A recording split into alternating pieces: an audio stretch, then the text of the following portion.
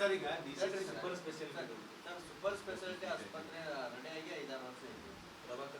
ಪ್ರಭಾಕರ್ ಕೋರೆ ಅವರು ಒಂದು ಮಾತು ಹೇಳಿದ್ದಾರೆ, ಇವಾಗ ನಡ್ಸೋಕ್ಕಾಗಲಿಲ್ಲ ಅಂದ್ರೆ ನನಗೆ ಕೊಡ್ರಿ, ನಾನು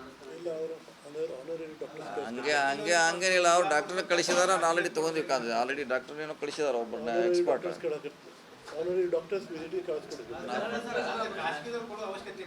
ನಾವೆಲ್ಲ ಕೊಡೋದಿಲ್ಲ ಸರ್, ಅಷ್ಟೇ ಇಲ್ಲ, ನಾವೆಲ್ಲ ಕೊಡೋದಿಲ್ಲ. ಅವ್ರು ಕೇಳಿರ್ಬೋದು, ಡಾಕ್ಟರ್ಸ್ ಬರೋದಿಲ್ಲ, ಅವ್ರು ಕೇಳಿದಾರು, ನಾವು ಆನರರಿ ಕಳಿಸ್ಕೊಡ್ತೀವಿ.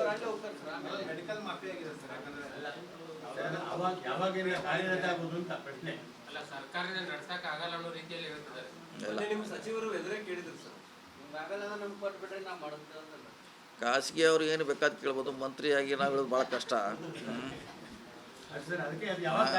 ಆ ಸ್ಟೈಲಲ್ಲಿ ಉತ್ತರ ಕೊಡ್ಲಿಕ್ಕೆ ನಮಗೆ ಆಗೋದಿಲ್ಲ. ಹಂಗೆ ಸುಮ್ಮನೆ ಇರಬೇಕಾಯ್ತು ಏನೋ ನೋಡ್ಕೊಂಡು. ಯಾವುದ್ರೆ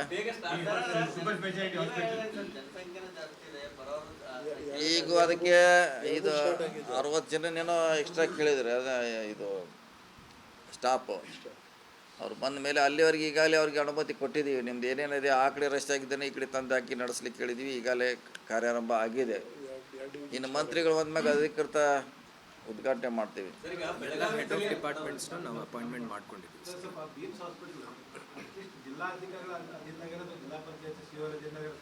ಇಲ್ಲ ಹಂಗೆ ಬರಂಗಿಲ್ಲ.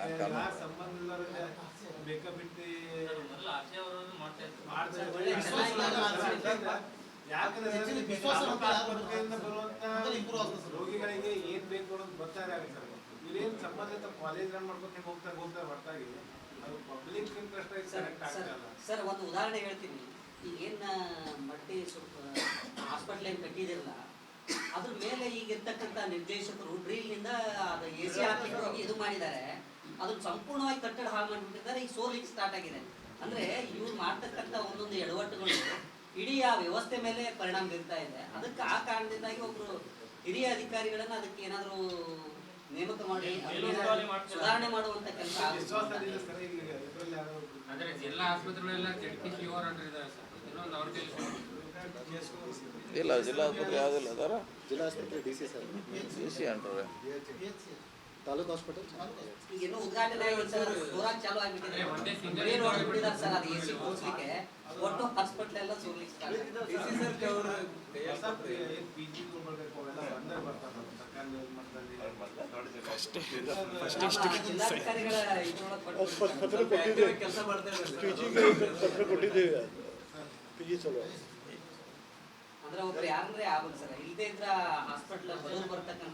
ಮಾಧ್ಯಮ ಸಮಿತರರು ನನ್ನ ಮೇಲೆ CEO ಮೇಲೆ ಅಷ್ಟು ನಂಬಿಕೆ ತೋರಿಸ್ತಾ ಇದ್ದಾರೆ. ಧನ್ಯವಾದಗಳು.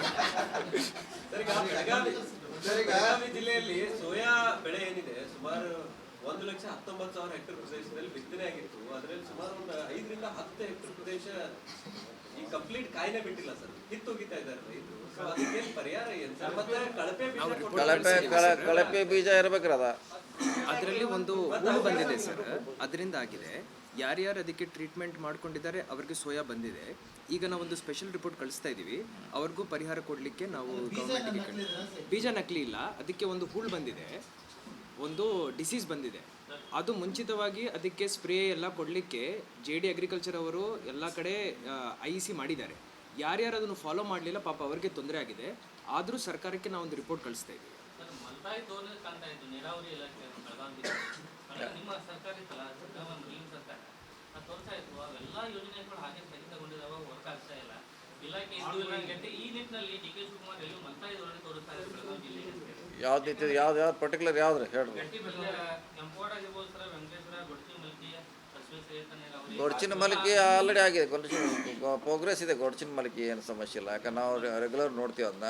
ಕೆಂಪೋಡ ಅಂತ ಆಲ್ಮೋಸ್ಟು 90% ಮುಗಿದಿದ್ದಾರೆ, ಇನ್ನೊಂದು ಸ್ವಲ್ಪ ಇದ್ದಾರೆ ಎಲ್ಲ. ಹಂಗಾಗಿ ಯಾವ ಎಲ್ಲ ಲೇಟಾಗಿ ಹೇಳಲ್ಲ. 13ರಾಗಿ ನಮ್ಮ ಈಗ ಮುಗಿತಾವ ಅಂತ ಹೇಳಿದ್ರಲ್ಲ, 13ರಾಗ ಸಿದ್ದರಾಮಯ್ಯ ಕಾಲದ್ದು. ಈಗ ನಾವು ಉದ್ಘಾಟನೆ ಮಾಡಬೇಕು. ಈಗ ರಾಯಬಾಗ ನೋಡೋಣ, ನೀವು ಹೇಳ್ದಂಗೆ ಒಂದು ಸಾರಿ ನೋಡೋಣ ಮೀಟಿಂಗ್ ಮಾಡಿ. ಅವ್ರನ್ನೂ ಮಾಡಿಲ್ಲ ನಾವು ನೀರಾವರಿ. ಈಗಾಗಲೇ ಮೊನ್ನೆ ನಾವು ಹೇಳಿದ್ರಲ್ಲ KDPಯಲ್ಲಿ ಎಲ್ಲ ಮಾಡಲಿಕ್ಕಾಗೋಲ್ಲ. ಮೊನ್ನೆ ಯಾವುದೋ ಒಂದು 2 ಇಲಾಖೆ ಮಾಡಿದ್ದೀವಿ. DC ಅವ್ರು ಮಾಡ್ತಿದ್ದಾರೆ.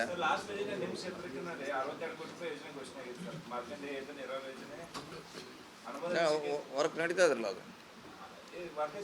ಇಲ್ಲ ಅವ್ರು ನಡೀತದೆ ಮೊನ್ನೆ ಹೋಗಿದ್ದಿಲ್ಲ ಅದು ಮಾರ್ಕಂಡೆಯಲ್ಲಿ ಫೋಟೋ ನೋಡಿರ್ಬೋದಲ್ಲ ಒಂದು 15 ದಿವಸ ಹಿಂದೆ ಹೋಗಿದ್ದೀವ್ರಿ.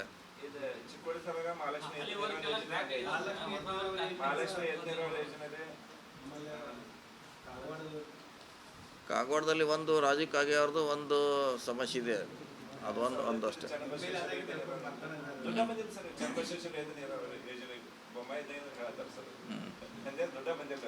ಆಫೀಸ್ಗೆ ಹೋದ್ರೆ ಹಂಗೆ ಹೇಳ್ತಾರ ಅವ್ರೆ, ದುಡ್ಡು ಬರ್ಲಿಕ್ಕೆ ನಾವೆಲ್ಲ ಕಾಂಟ್ರಾಕ್ಟರ್ಗಳ ಬರೋಲ್ಲ. ಅದಕ್ಕೆ ಹಿಂದೆ ಸ್ಟೋರಿ ಮಾಡಿದಾಗ ನೀವು ಎಲ್ಲ ಶಾಸಕರು ಕರ್ಕೊಂಡು ಡಿ ಕೆ ಶಿವಕುಮಾರ್ ಅಂತಿಮ ಪರಿಹಾರ ನೀವೇ. ಅದಕ್ಕೆ ನೀವೇನು ತೋರ್ಸಕ್ಕೆ ಶುರು ಮಾಡ್ರೆ ಬಿಲ್ ಕೊಡ್ತಾರೆ, ತೋರ್ಸಕ್ಕೆ ಶುರು ಮಾಡಿ ನಾವೇನು ಮಾಡೋದು?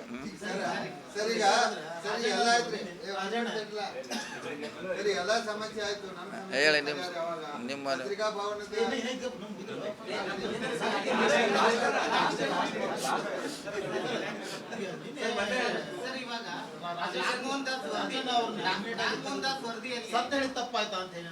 ಅದು ಬೇಡ, ಈಗ ರಾಜಕೀಯದಲ್ಲಿಲ್ಲ, ಒಳ್ಳೆ ಡೆವಲಪ್ಮೆಂಟ್ ಅಷ್ಟೇ ಅಲ್ಲಿ. ಹೇಳಿ, ಅದು DC ಅವರು ಮಾನಿಟರ್ ಮಾಡ್ತಿದ್ದಾರೆ. ಅದೇನೋ ಡಿಸೈನ್ ಮಾಡಬೇಕು ಬಂದರೆ ನಾವು ದುಡ್ಡು ಕೊಡ್ಲಿಕ್ಕೆ ರೆಡಿ ಇದ್ದೀವಿ, ಅವ್ರು ಕೊಡ್ತೀವಿ. ದುಡ್ಡು ಕೊಡ್ಲಿಕ್ಕೆ ನಾವು ರೆಡಿ ಇದ್ದೀವಿ, ಬರಬೇಕಿಲ್ಲ ಫೈಲ್ ನಮ್ಮ ಕಡೆ. ಇವತ್ತು ತಮ್ಮ ಜೊತೆ ಕೂತ್ಕೊಂಡು, ಇವತ್ತು ಈ ಪ್ರೆಸ್ ಕಾನ್ಫರೆನ್ಸ್ ಆದ ನಂತರ ತಮ್ಮ ಜೊತೆ ಕೂತ್ಕೊಂಡು ಫೈನಲ್ ಮಾಡಿ ಇದನ್ನು CM ಲಿಸ್ಟ್ನಾಗ ಸೇರಿಸಿಬಿಡ್ರಿ. ಎಸ್ ಸರ್, ಸೇರಿಸಿ. ಇದನ್ನು ಒಂದು ಉದ್ಘಾಟನೆ CM ಲಿಸ್ಟ್ CM ಕಡೆ ಮಾಡಿಸೋಣ. ಹಂಗೆ ಹೇಳಿದ್ದಾರೆ ಅಂದರೆ ಈಗ ಡಿಸೈಡೆಡ್ ಅಂತ ಅರ್ಥ.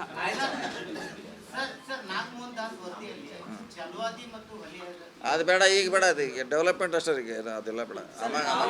ತಾವೇನು ರಸ್ತೆಗಳನ್ನ ತಮ್ಮ ಇಲಾಖೆಯಿಂದ ಮಾಡ್ತಾ ಇದ್ದೀರಿ, ಅದನ್ನ ಯಾವ ಶಾಸಕರಿಗೆ ತಾರತಮ್ಯ ಮಾಡಿಲ್ಲ ಅಂತ ನಾವು ಅನ್ಕೊಂಡಿದೀನಿ. ಅದಕ್ಕೆ ಅಧಿವೇಶನ ಸಂದರ್ಭದಲ್ಲಿ ಒಂದಿಷ್ಟು ವಿಚಾರಗಳು ಪ್ರಸ್ತಾಪ ಆದವು ಬೆಳಗಾವಿ ಜಿಲ್ಲೆಯಲ್ಲಿ. ಯಾವ್ದಾಯ್ತು? ಗಮನಕ್ಕೆ ಬಂದಿದೆ. ಶಶಿಕಲಾ ಜೊಲ್ಲೆ ಅವರು ಅದು ಬ್ರಿಡ್ಜ್ ಇರೋದು, ಬ್ರಿಡ್ಜ್ ಆಗಿದೆ, ಅದಕ್ಕೆ ಅಪ್ರೋಚ್ ರೋಡ್ ಇಲ್ಲ. ಅವರು ಕೇಳೋದು ಕರೆಕ್ಟ್, ಯಾಕೆ ಬ್ರಿಡ್ಜ್ ಕಟ್ಟಿರಿ, ಆ ಕಡೆ ರಸ್ತೆ ಇಲ್ಲ ಈ ಕಡೆ ರಸ್ತೆ ಇಲ್ಲ ಅಂತ ಏನು ಮಾಡೋದು ಅವ್ರು ವಾದ. ಅದನ್ನ ಹೇಳಿ, ಅದೇ ಪ್ರಶ್ನೆ ಎಲ್ಲರೂ ಕೇಳಕ್ಕೆ, ನಮ್ಮವ್ರು ಕೇಳ್ತಾರೆ, ಕೇಳಬಾರ್ದಂತೇನಿಲ್ಲ. ನಮ್ಮ ಪಕ್ಷದವ್ರ ನಮ್ಮನ್ನ ಕೇಳ್ತಾರೆ, ಮತ್ತು ಅವ್ರು ವಿರೋಧ ಪಕ್ಷದವರು. ಅದಕ್ಕೆ ಅಪ್ರೋಚ್ ರೋಡ್ ಮಾಡಿಲ್ಲ, ಅದಕ್ಕೆ 10 ಕೋಟಿ ರೂಪಾಯಿ ಆಗ್ತೈತೆ ಅಂತ ಹೇಳಿದ್ರು ನಾವು. ಹತ್ರವಾಗಿ ದುಡ್ಡಿದ್ರೆ ಅಲ್ಲಿ ಮಾಡ್ತೀವಿ, ಇಲ್ಲ ನಾವು ನಮ್ಮ ರೆಗ್ಯುಲರ್ PWD ಮಾಡ್ತೀವಿ ಅಂತ ಹೇಳಿದ್ರು ಅವ್ರಿಗೆ. ಅದೇನು 10 ಕೋಟಿ ರೂಪಾಯಿದ ಕೆಲಸ, ಬ್ರಿಡ್ಜ್ ಆಗಿದೆ 30 ಕೋಟಿ ರೂಪಾಯಿದು. ಈ 10 ಕೋಟಿ ರೂಪಾಯಿ ಸಂಬಂಧ ಯೂಸ್ ಆಗ್ತಾ ಇಲ್ಲ. ಬೆಳಗಾವಿ ನಗರದಲ್ಲಿ ಕೂಡ ಸಾಕಷ್ಟು ಗುಂಡಿಗಳೇ ಅದನ್ನ ದುಡ್ಡಿಲ್ಲ ಅಂತ ಹೇಳಿ. ಸರ್ ಒಂದ್ ನಿಮಿಷ, ಗುಂಡಿ ಮುಚ್ಚೋದು ಈಗ ಅದು ಡಿಸೆಂಬರ್ ಒಳಗೆ ಆಗಲಿಲ್ಲ ಅಂತಂದ್ರೆ ಇಲ್ಲಿ 2-3 ವರ್ಷ ಆಗುದಿಲ್ಲ. ಯಾಕಂದ್ರೆ ಇಲೆಕ್ಷನ್ ಜನಗಣತಿ ಸಲುವಾಗಿ ನೀವೇನಾದ್ರೂ ಗೊತ್ತಾಯ ಅಲ್ಲ, ನಾವು ಹೇಳಲ್ಲ ಆಗ್ತದೆ ಅಂತ ಅಷ್ಟೇ ಹೇಳೋರು. ಆಗುತ್ತೆ, ಅದು ಯಾವಾಗ ಅಂತ ಹೇಳೋದಿಲ್ಲ, ಆಗುತ್ತೆ, ಒಟ್ಟು ಆಗುತ್ತೆ. ಡಿಸೆಂಬರ್ ಒಳಗೆ ಆಗಿದ್ರೆ ಮುಂದೆ ಆಗಂಗಿಲ್ಲ ಅಂತ ಏನು ಹಿಂದಿನ 20 ವರ್ಷದಿಂದ ನಾವು ಕೇಳ್ತಾನೆ ಇದ್ದೀವಿ. ಪೇಪರ್ ಕಟ್ಟಿಂಗ್ ಇದಾವೆ ನಮ್ಮ ಕಡೆ, ಎಷ್ಟು ಮಂದಿ ಹೇಳ್ಯಾರ, ಎಷ್ಟು ಮಂದಿ ಆಗಿದೆ, ಎಲ್ಲನೂ ಇದಾವೆ. ಹಂಗೆ ಹೇಳ್ತಾರೆ, ಇದು ಯಾವಾಗ ಆಗ್ತದೆ, ಒಟ್ಟು ಆಗ್ತೈತಿ. ಸರ್ ನಿಮ್ಮ ಅದ ನೀವು ಲೋಕೋಪಯೋಗಿ ಆದ್ಮೇಲೆ ಈ ನಮ್ಮ ಯಾವುದು ಗೋವಾ ರೂಟ್ ಐತಲ್ಲ ಸರ್, ಹೊಸ ರೋಡ್ ಮಾಡಿದ್ರು ಇನ್ನೂ ಉದ್ಘಾಟನೆ ಆಗಿಲ್ಲ, ಆಲ್ರೆಡಿ ತೆಗೆದುಕೊಂಡಿರ್ತಾರೆ. ಅಲ್ಲ, ಮಳೆ ಜಾಸ್ತಿ ಯಾರು ಅದಕ್ಕೆ ಏನು ಮಾಡ್ಲಿಕ್ಕೆ ಅವ್ರ ಜವಾಬ್ದಾರಿ. ಅದು ಯಾರೋ ರಿಪೇರಿ ಮಾಡ್ಕೊಡೋದು ಅವ್ರ ಜವಾಬ್ದಾರಿ ಮಾಡ್ತಾರೆ ಅವರು. ಗ್ರಾಮ ಪಂಚಾಯತಿ ವ್ಯಾಪ್ತಿಯಲ್ಲಿರುವಂತಹ ಕೈಗಾರಿಕೆಗಳು ಈಗಾಗಲೇ ಹೈಕೋರ್ಟ್ ಆರ್ಡರ್ ಮಾಡಿದೆ, ಅವರಿಗೆ ಗ್ರಾಮ ಪಂಚಾಯತಿಗೆ ತೆರಿಗೆಯನ್ನು ಕಟ್ಟಬಾರ್ದು ಅಂತ ಆದೇಶ ಮಾಡಿದೆ. ಹೀಗಾದ್ರೆ ಸರ್, ಇನ್ನೂ ಕೆಲವೊಂದು ಕೈಗಾರಿಕಾ ವಲಯಗಳು ಗ್ರಾಮ ಪಂಚಾಯತಿಗೆ ತೆರಿಗೆಯನ್ನ ಇದನ್ನ ಮಾಡ್ತಾರೆ, ಕಟ್ತಾ ಇಲ್ಲ. ಯಾರು ಹೇಳಿದ್ರೆ ಎಲ್ಲಿದ್ರಿ ಆದೇಶ ಆಗಿದ್ರು ಕಟ್ಟಬಾರ್ದು ಅಂತಾರೆ. ಸರ್